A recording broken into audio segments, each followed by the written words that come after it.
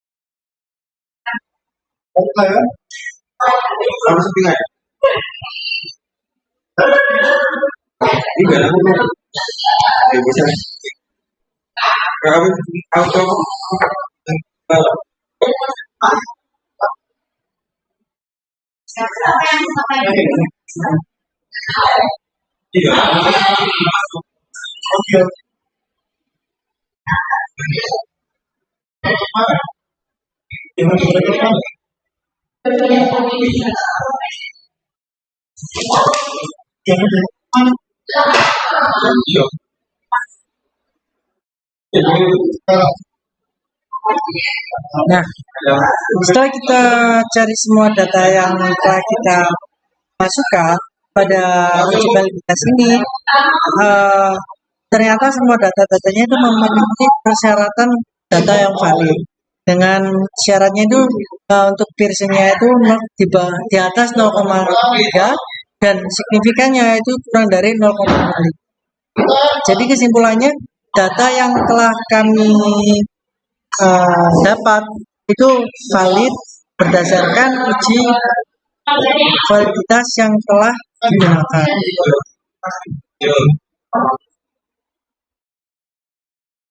Ya oke, selanjutnya kita akan melakukan uji reliabilitas, yaitu untuk mengukur apakah instrumen penelitian ini dapat ataupun dapat akan di yang lain, tidak hanya di caranya yaitu analyze, kemudian yaitu scale, reliabilitas.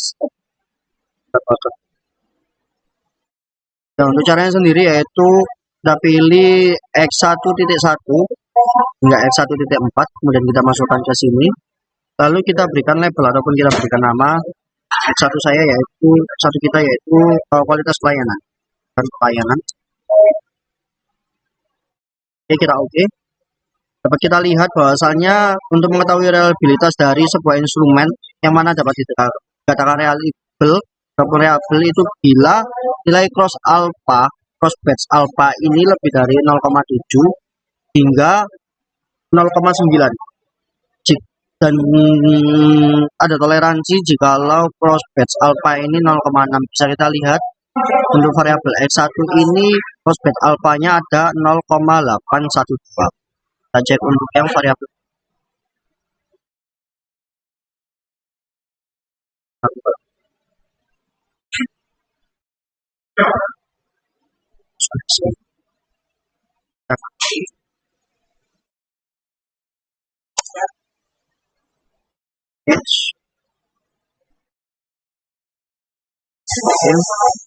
bisa kita lihat si aman ya 0,796. Kita cek variabel yang ketiga,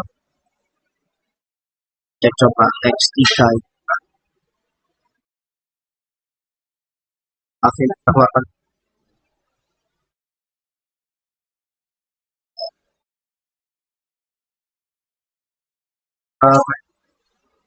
Dan customer experience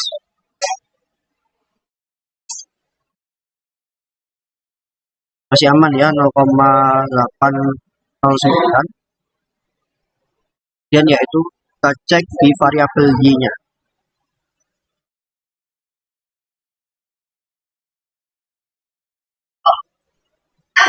Kita keluarkan dulu.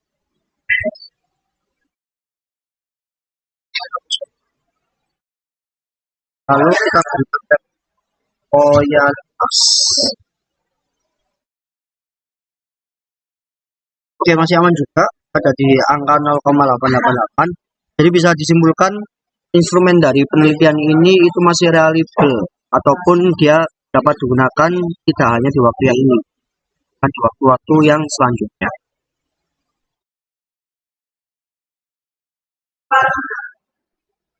Selanjutnya saya akan menerangkan tentang uji asumsi klasik. Jadi suatu persamaan regresi mengalami masalah dengan asumsi klasik data tersebut tidak harus dibenahi terlebih dahulu. Caranya pertama kita klik analyze, selanjutnya ke regression, klik linear, akan muncul kotak seperti ini. Kita lihat dulu. Kita masukkan X1, hasil dari X1, hasil penjumpalan dari X1 ini ke lalu X2, lalu hasil dari X3. Untuk B-nya kita masukkan ke kolom dependent.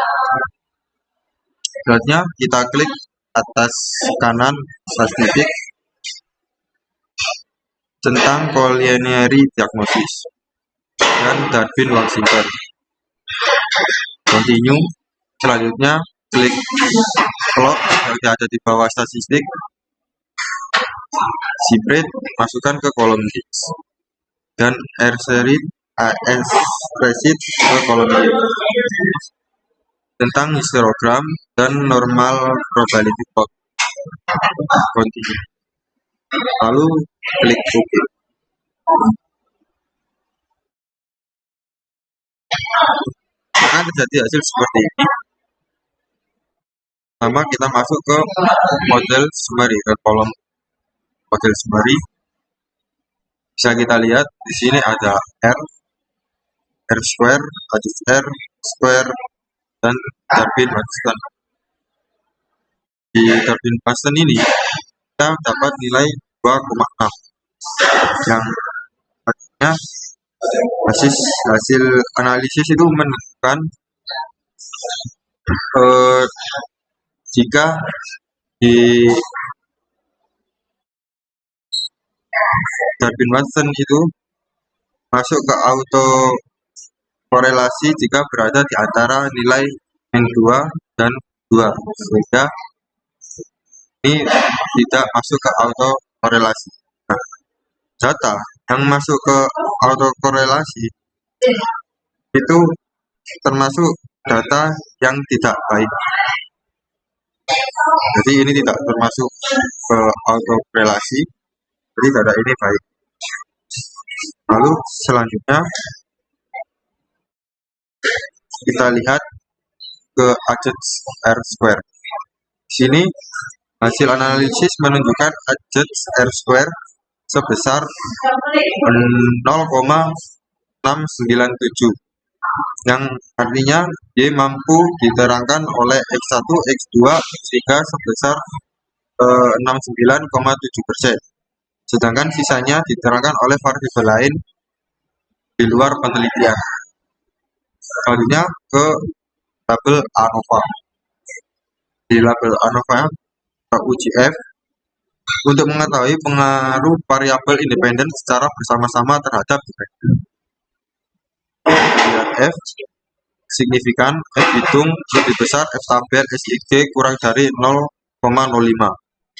Dan di sini hasil analisis ini menunjukkan nilai signifikasi lebih kecil dari 0,05, maka X1, X2, dan X3 secara simultan berpengaruh signifikan terhadap Y. Selanjutnya ke label koefisien. Nah, di label koefisien kita lihat hasil analisis di kolom toleransi dan FIF. Jadi hasil analisis menunjukkan nilai FIF lebih kecil dari 10, maka seluruh tidak terjadi gejala multikolinearitas. Karena untuk mengetahui apakah hubungan terhadap korelasi antar variabel independen itu tidak boleh harus kurang dari 10 dan lebih dari 0,1.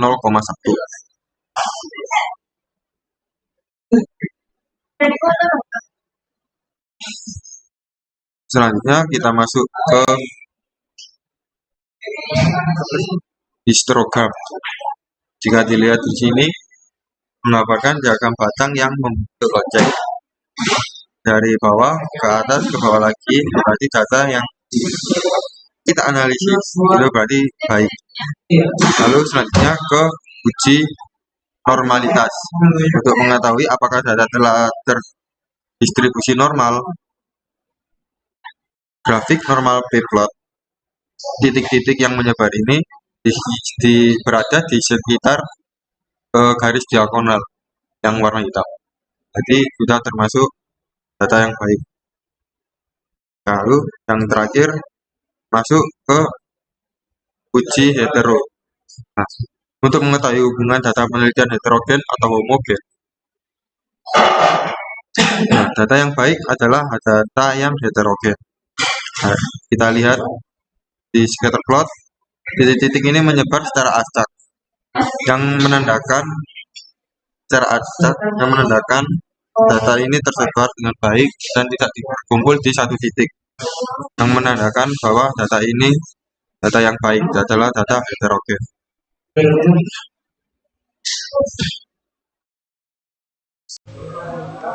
Nah, kita lanjut ke regresi linear. Setelah data yang kita tabulasi dan kita peroleh ini, kita masuk ke analyze, lalu masuk ke regresi, dan kita pilih linear. Untuk independennya kita pilih kualitas layanannya X1, X2, X3. Kita masukkan ke independen. Sedangkan untuk G-nya, yaitu kualitas konsumen, kita masukkan ke dependen. Setelah semua selesai, kita langsung ke OK aja. Di paling bawah ini koefisien, terlihat kalau kualitas layanan dan break even customer experience ini muncul nilai signifikasinya. Bisa dikatakan signifikan kalau misalnya ada di bawah 0,05, itu berarti berpengaruh. Kalau kualitas layanan ini kan di atas 0,05, itu berarti tidak berpengaruh, serta brand ini juga tidak terlalu berpengaruh. Sedangkan untuk customer experience ini bisa dikatakan sangat berpengaruh karena berada di bawah 0,05. Untuk kualitas layanan dan brand image bisa dikatakan kurang berpengaruh, mungkin bisa dipengaruhi oleh variabel lain. Untuk yang B ini kita jadikan bersamaan, kita masukkan ke sini.